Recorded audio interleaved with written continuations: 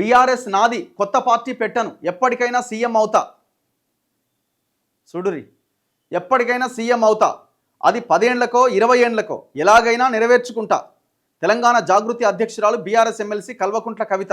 రాబోయే ఎన్నికల్లో ఎమ్మెల్యేగా పోటీ చేస్తా. దెయ్యాలను ఏరి పడేస్తేనే పార్టీకి మనుగడ.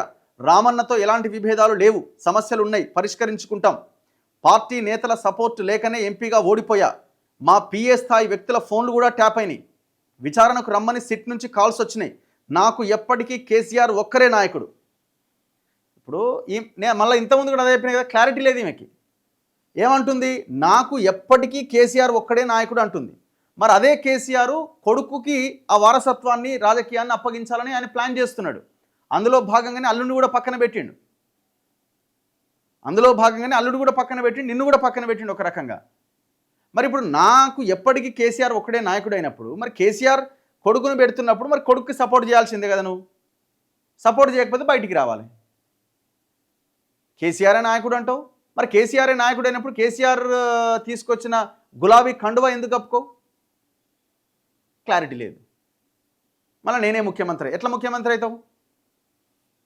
10 ఏళ్ళకో 15 ఏళ్ళకో అంటే తండ్రి జరగంగానే దాన్ని లాగేద్దామని ప్లాన్, అంతేనా?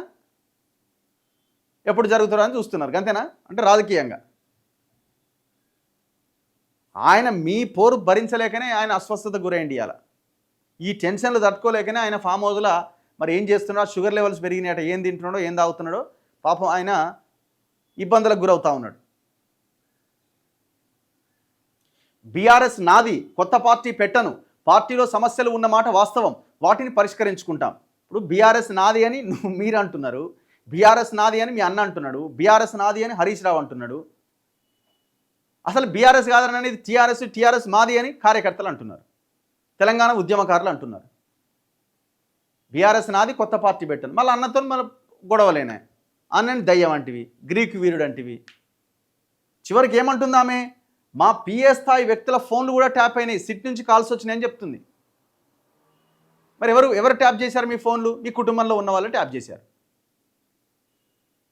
అంటే దొంగలు మీరేనా అర్థమవుతున్నది కదా. ఆమె తేల్చేస్తున్నది ఫోన్ ట్యాపింగ్ జరిగింది 100% వాస్తవం, మా అన్న అందరూ కలిసి మా పిఏల ఫోన్లు, మా ఫోన్లు ట్యాప్ చేసిన ఆమె ఒప్పుకుంటున్నది ఇంటర్వ్యూలో.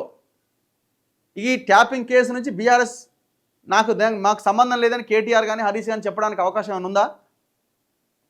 కవితనే చెప్తున్నది, ఎస్ మా పిఏ స్థాయి వ్యక్తుల ఫోన్లు కూడా ట్యాప్ అయినాయని. దయ్యాలను ఏరిపడేస్తేనే పార్టీకి మనుగడ, జాగృతిని మరింత బలోపేతం చేస్తా, అన్ని నియోజకవర్గాల్లోనూ పునరుద్ధరిస్తాం, కాంగ్రెస్ ప్రభుత్వంపై వ్యతిరేకత మొదలైంది, వచ్చే ఎన్నికల్లో బీఆర్ఎస్ పార్టీ తప్పక అధికారంలోకి వస్తుంది, రామన్నతో ఎలాంటి విభేదాలు లేవు, పార్టీ నేతల మద్దతు లేకనే నిజామాబాద్ ఎంపీగా ఓడిపోయా, మళ్ళీ ఎంపీగా పోటీ చేస్తానంటే మా డాడీ వద్దన్నాడు, అందుకే ఎమ్మెల్సీ అయ్యా. ఎందుకు వద్దన్నాడు మీ డాడీ? అడగలేదా క్వశ్చన్? అంటే మళ్ళీ మన పార్టీ వాళ్ళు నిన్ను ఓడిస్తారమ్మా వద్దన్నాడా? లేకపోతే నువ్వు ఆడ పని చేయలేదమ్మా, నిన్ను జనం ఓడగొడతారు, అనవసరంగా పోటీ చేయకన్నాడా? మా పిఏ స్థాయి 4 వ్యక్తుల ఫోన్లు ట్యాప్ అయినాయి, విచారణకు రమ్మని సిట్ నుంచి కాల్స్ వచ్చాయని వాళ్ళు చెబితేనే వెళ్ళమని చెప్పా, కానీ మళ్ళీ కాల్స్ రాలే. కేసీఆర్ భోలాశంకరుడు, నా ఫోన్ ట్యాపింగ్ చేయిస్తారని నేను అనుకోవట్లేదు, కింది స్థాయి వాళ్ళు చేసి ఉండొచ్చు, సమయమే అన్నింటికీ సమాధానం చెబుతుంది, రాబోయే ఎన్నికల్లో ఎమ్మెల్యేగా పోటీ చేయాలనుకుంటున్నా, భవిష్యత్తులో ముఖ్యమంత్రి అవుతా, అది 10 ఏళ్లకో 20 ఏళ్లకో ఎలాగైనా నెరవేర్చుకుంటా అని తెలంగాణ జాగృతి అధ్యక్షురాలు బీఆర్ఎస్ ఎమ్మెల్సీ కల్వకుంట్ల కవిత అన్నారు. ఇటీవల ఒక మీడియా ఛానల్కి ఇచ్చిన ఇంటర్వ్యూలో ఆమె ఈ కీలక విషయాలు వెల్లడించారు.